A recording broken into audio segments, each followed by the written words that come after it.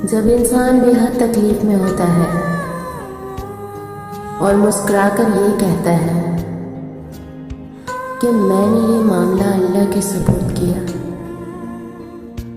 तो यकीन माने फर्श से लेकर अर्श तक हर चीज़ लरस जाती है और वो दुआ सीधा सातवें आसमान तक पहुंच जाती है।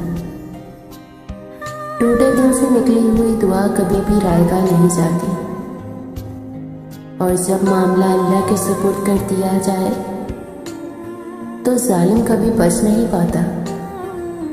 वो रहमान और रहीम तो है, मगर क्या तुमने सुना नहीं, वो ज़ुल जलाल भी है, वो ज़ुल जलाल भी है।